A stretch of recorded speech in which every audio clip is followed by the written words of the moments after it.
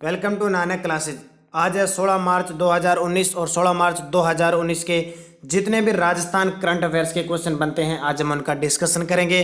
पूरा वीडियो ध्यान से देखना और लास्ट में मैं आपसे एक क्वेश्चन पूछूंगा जिसका जवाब आपको कमेंट बॉक्स में देना है। दोस्तों वीडियो शुरू करने से पहले आपको बता दूं आप हमारे इस नानक क्लासेज चैनल को सब्सक्राइब कर लें और सब्सक्राइब करने के बाद इसके पास लगे बेल आइकन के घंटे को जरूर दबा लें। दोस्तों वीडियो अच्छा लगे तो लाइक और शेयर करना न भूलें। आपके पास स्टडी लेवल के जितने भी ग्रुप है आप उनमें शेयर करें। इसकी PDF फाइल आपको नानक क्लासेज ग्रुप टेलीग्राम पे ज्वाइन करने पे प्राप्त हो जाएगी। वीडियो के डिस्क्रिप्शन में भी टेलीग्राम चैनल का आपको लिंक प्राप्त हो जाएगा। तो शुरू करते हैं आज के मोस्ट राजस्थान करंट अफेयर्स के क्वेश्चन। पहला क्वेश्चन है, राज्य में अनुसूचित जाति व जनजाति अधिनियम के बेहतर क्रियान्वयन के लिए नोडल अधिकारी किसे नियुक्त किया गया है? तो राज्य सरकार द्वारा अनुसूचित जाति यानी SC और ST अधिनियम के बेहतर क्रियान्वयन के लिए नोडल अधिकारी को नियुक्त किया है। वो नोडल अधिकारी कौन है? तो डॉक्टर आर वेंकटेश्वरन को नियुक्त किया गया है। ये कौन है? तो ये भारतीय प्रशासनिक सेवा के अधिकारी है, इन्हें नियुक्त किया गया है। तो इन्हें किसी भी मामले में SC ST की सुरक्षा हो या विकास कार्य हो या प्रबंधन हो, किसी भी प्रकार आरक्षण या कोई भी मामला हो तो उस अधिनियम में बेहतर क्रियान्वयन के लिए नोडल अधिकारी डॉक्टर आर वेंकटेश्वरन को नियुक्त किया है। तो ये किसके द्वारा? राज्य सरकार के द्वारा फैसला लिया गया। तो ये इंपॉर्टेंट क्वेश्चन है परीक्षा की दृष्टि से, क्योंकि चुनावों को देखते हुए ये प्रक्रिया अपनाई गई है। चलते हैं नेक्स्ट क्वेश्चन की तरफ। प्रदेश के शहीद जो CRPF के जवान है राजेंद्र नैन को राष्ट्रपति द्वारा कौन सा सम्मान प्रदान किया गया? इन्हें यह सम्मान मरणोपरांत प्रदान किया गया। कब? मरणोपरांत राजेंद्र नैन को राष्ट्रपति द्वारा सम्मान प्रदान किया। तो ये कीर्ति चक्र दिया गया। कौन सा सम्मान दिया गया? कीर्ति चक्र दिया गया। ये कीर्ति चक्र किसने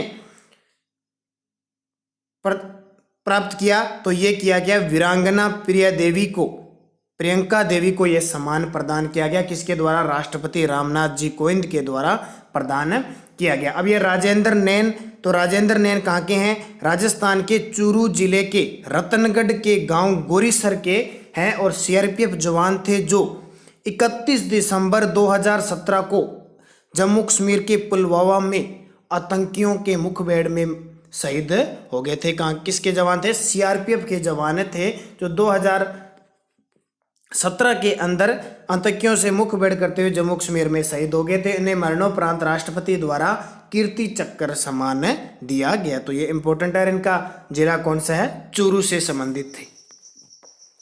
नेक्स्ट है, अमानी शाह बाबा का उर्स किस जिले में शुरू हुआ है? तो अमानी शाह बाबा का जो उर्स है वो जयपुर के अंदर शुरू हुआ है। अमानी शाह का नाला जयपुर के अंदर है, जिससे जयपुर शहर को पेयजल की आपूर्ति होती है। कौन सा? तो उर्स इतना इधर का ज़्यादा इंपॉर्टेंट क्वेश्चन नहीं है ये। अमानी शाह बाबा का उर्स जयपुर जिले में शुरू हुआ है। नेक्स्ट है, केंद्र सरकार ने भागीरथ चौधरी को APEDE का सदस्य नियुक्त किए। उनका संबंध किस जिले से है? तो केंद्र सरकार ने भागीरथ चौधरी को APEDA का सदस्य नियुक्त किया है। उनका संबंध किस जिले से है? तो राजस्थान का पश्चिमी जिला है जोधपुर। किसके?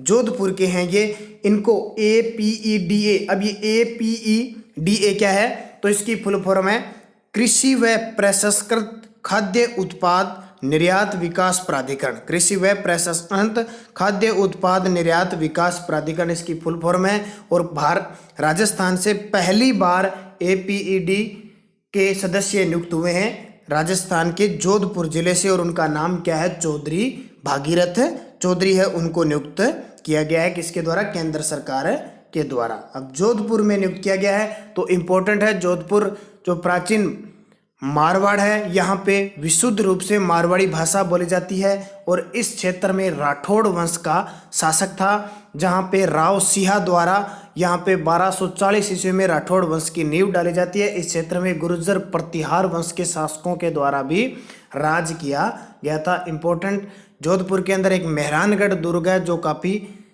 प्रसिद्ध दुर्ग माना जाता है। चलते हैं नेक्स्ट क्वेश्चन की तरफ। 14 मई 2019 को संत दादू दयाल की कौन सी जयंती बनाई गई? तो 14, सॉरी यहाँ पे गलत हो गया, 14 मार्च चाहिए, 14 मार्च 2019 की बात है। कब की है? 14 मार्च 2019, क्योंकि आपको कंपटीशन में 14 मार्च नहीं पूछा जाएगा, इसकी तिथि फिक्स है। 14 मार्च को 475वीं जयंती बनाई गई। कौन सी? 475वीं जयंती बनाई गई। अब 14 मार्च को क्या था? फाल्गुन शुक्ल अष्टमी थी। दादू दयाल जी की जो जयंती बनाई जाती है वो प्रसिद्ध है फाल्गुन शुक्ल अष्टमी को बनाया जाता है। और 14 जो मार्च आया था, 14 मार्च को फाल्गुन अष्टमी थी, इसलिए 14 मार्च को दादू दयाल जी की 475वीं जयंती मनाई गई। तो ये इंपॉर्टेंट है। इनका जन्म कब हुआ था? अब दादू दयाल जी के बारे में कुछ डिटेल देख लेते हैं अपने। दादू दयाल जी का जन्म 1544 ईस्वी में अहमदाबाद गुजरात के अंदर हुआ था, फाल्गुन शुक्ल अष्टमी को। अब 2019 में 14 मार्च को फाल्गुन अष्टमी थी, इसलिए 14 मार्च को बनाया गया। कर्म भूमि, जन्म इनका अहमदाबाद गुजरात में, लेकिन कर्म भूमि राजस्थान के अंदर हुई थी, खास करके सांबर और नारायणा क्षेत्र में थी। इनका देहांत कहाँ हुआ था? नरेना या नारायणा जयपुर के अंदर हुआ था। इन्हें राजस्थान का कबीर कहा जाता है और राजस्थान में भक्ति आंदोलन के जनक भी कहा जाता है। इनकी भाषा थी ढूंढाड़ी यानी मिश्रित सद्दुकड़ी थी, इसको कहते हैं ढूंढाड़ी।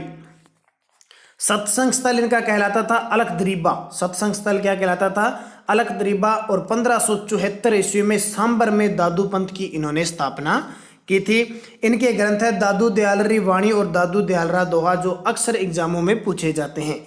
दादू दयालरी वाणी और दादू दयालरा दोहा। इनके 152 शिष्यों में से 52 शिष्य 52 स्तंभ कहलाते हैं। 152 शिष्य थे, लेकिन मोस्ट कौन थे? 52 शिष्य इनके 52 स्तंभ कहलाते थे। इन्होंने 1585 में अकबर से फतेहपुर सिकरी में मुलाकात की थी। कब? 1585 में अकबर से फतेहपुर सिकरी में मुलाकात की थी। दादू संप्रदाय को 5 भागों में बांटा गया। ये एग्जाम अक्सर पूछा जाता है एग्जाम में क्वेश्चन।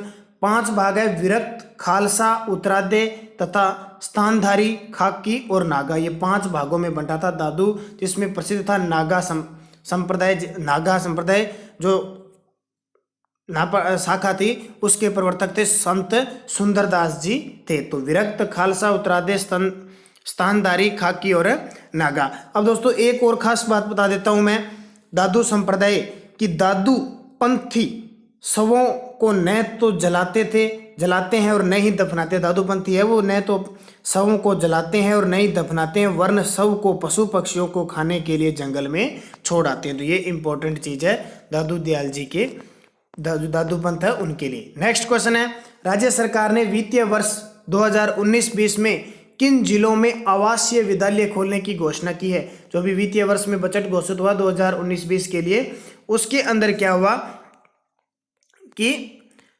आवासीय विद्यालय खोलने की घोषणा की है। तो वो उपयुक्त सभी जगह बांसवाड़ा, डूंगरपुर, उदयपुर, प्रतापगढ़, ये जनजातीय क्षेत्र जिले हैं, वहां पे खोलने की घोषणा की गई है। अब इसमें एक तो बांसवाड़ा के अंदर, बांसवाड़ा, डूंगरपुर, उदयपुर का अंदर स्थान है, एक स्थान है सराड़ा के अंदर आवासीय विद्यालय खोला जाएगा। और प्रतापगढ़ के अंदर क्षेत्र है एक पीपल खूंट तहसील है, उसके अंदर खोले जाएंगे। तो बांसवाड़ा, डूंगरपुर, उदयपुर, प्रतापगढ़ एक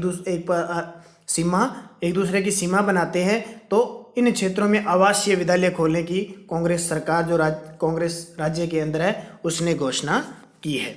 चलते हैं नेक्स्ट क्वेश्चन की तरफ। कतर ओपन निशानेबाजी प्रतियोगिता में राजस्थान के मानवादित्य राठौड़ ने कौन सा पदक जीता था? कतर ओपन निशानेबाजी प्रतियोगिता में मानवादित्य राठौड़ है, उन्होंने रजत पदक जीता था। कौन सा पदक?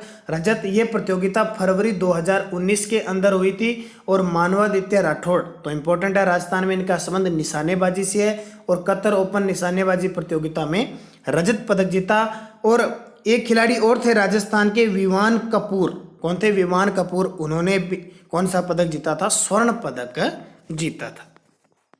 अब दोस्तों पिछले वीडियो में मैंने आपसे एक क्वेश्चन पूछा था, जिसका जवाब आपको कमेंट बॉक्स में देना था। तो क्वेश्चन था, जयपुर में पानी बचाओ थीम पर किसे सम्मानित किया गया? तो जयपुर में पानी बचाओ थीम पर सुरभि जैन को सम्मानित किया गया था।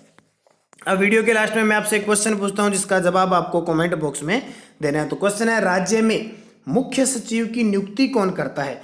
कल मैंने आपको मुख्य सचिव के बारे में डिटेल बताई थी।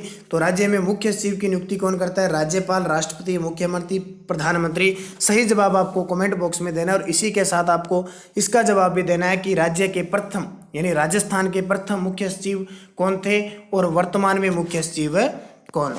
तो ये इंपॉर्टेंट क्वेश्चन, आप इसका जवाब आपको कमेंट बॉक्स में देना है। दोस्तों वीडियो अच्छा लगे तो लाइक और शेयर करना न भूलें। अगर आप चैनल पे नए हैं तो इसको सब्सक्राइब कर लें और सब्सक्राइब करने के बाद इसके पास लगे बेल आइकन के घंटे को जरूर दबा लें। तो धन्यवाद दोस्तों। जय हिंद, जय भारत, जय राजस्थान।